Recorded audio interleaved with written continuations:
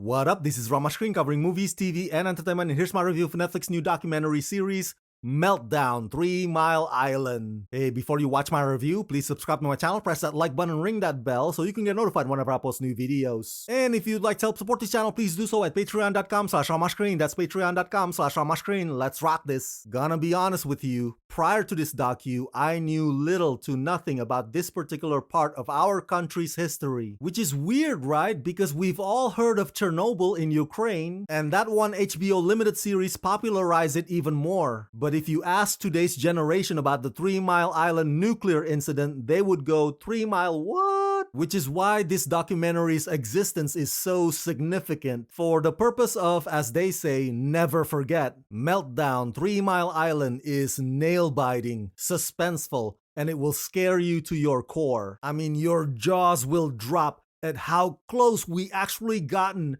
to Pennsylvania being obliterated by a radiation blast. This whole docu is a masterful expose that halfway through turns into a David versus Goliath heroism. Directed by Keith Davidson, Meltdown 3 Mile Island is a 4-part documentary series about ordinary people having the courage to do extraordinary things. It tackles the near catastrophe at 3 Mile Island nuclear power plant in Pennsylvania through the lens of chief engineer and whistleblower Richard Parks, as well as the community it impacted.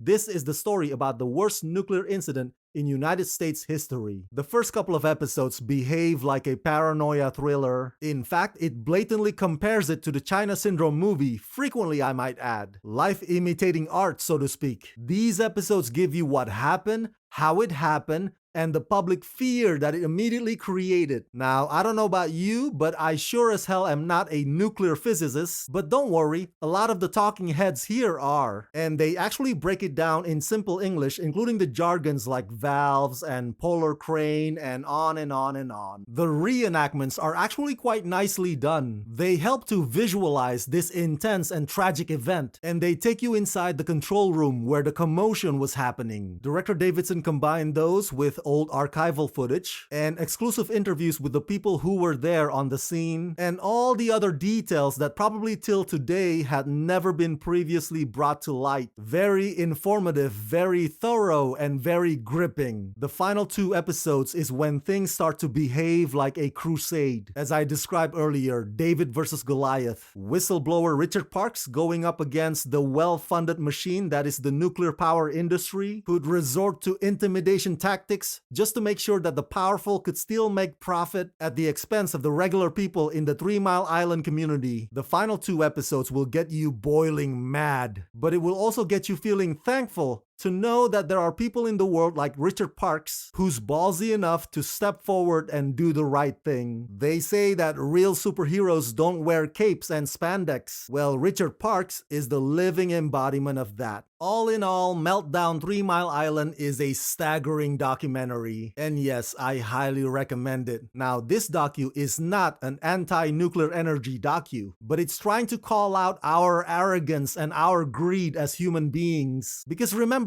Titanic was deemed unsinkable. They literally said it was the unsinkable ship until it sank. So being overly confident that nuclear energy is safe is equal to denying that the 3 Mile Island disaster ever happened. And let's hope to Zeus that that part of our history does not repeat itself.